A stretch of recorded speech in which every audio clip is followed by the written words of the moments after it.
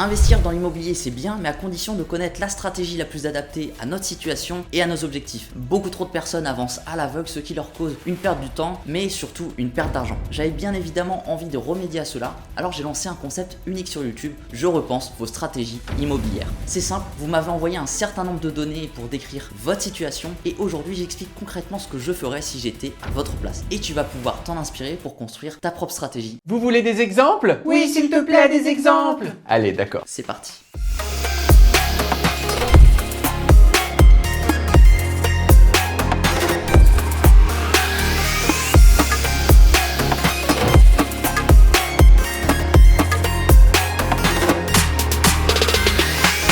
Je m'appelle Anthony Aurin, je suis investisseur dans l'immobilier depuis maintenant 3 ans et avec cette chaîne, je veux faire de toi un pro de l'investissement immobilier. Alors abonne-toi pour ne manquer aucune des vidéos à venir.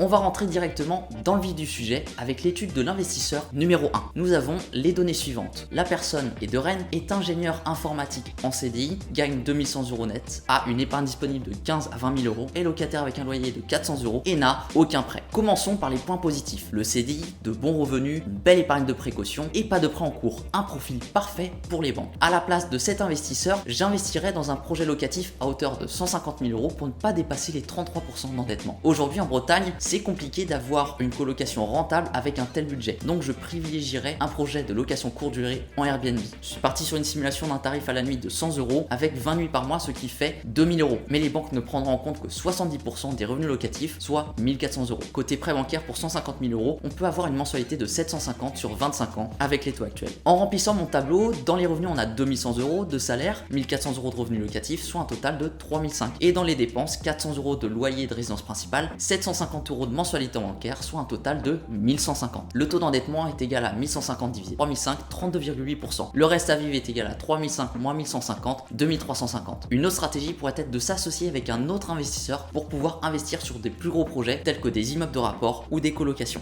Moi je pense que la question elle est vite répondue. Moi c'est comme ça que ça marche, ok? On passe maintenant à l'étude de l'investisseur numéro 2. La personne habite au Mans, est étudiante, n'a pas de revenus, une épargne dispo de 10 800, est en location avec un loyer de 455 € et n'a pas de prêt. Concernant les points positifs, pas de prêt en cours, pas d'endettement, donc beaucoup de marge pour un projet locatif et une bonne épargne de précaution qui est supérieure à 10 000 €. Pour info, il y a peu de chances que la banque étudie votre dossier si votre épargne est inférieure à ces 10 000 €. Concernant le point négatif, pas de revenus, donc c'est rédhibitoire pour la banque. La loose.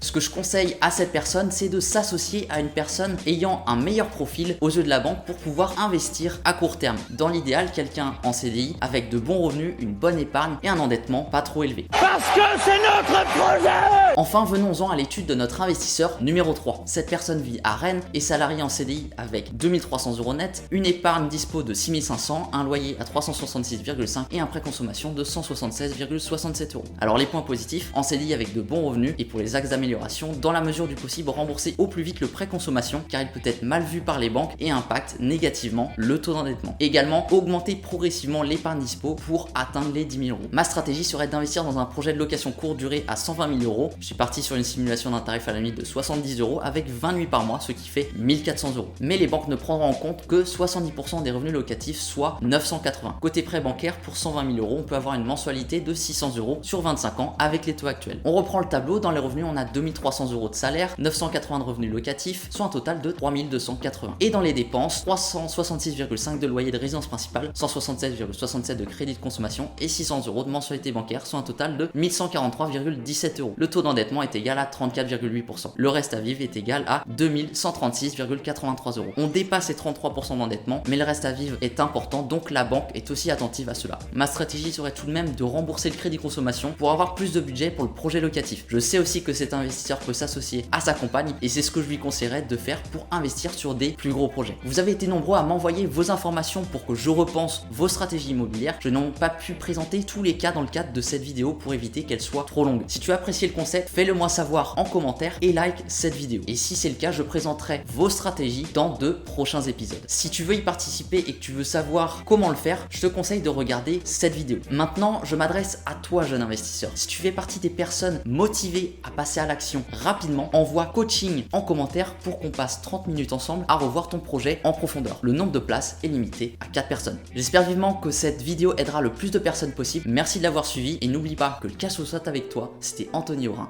de How Invest.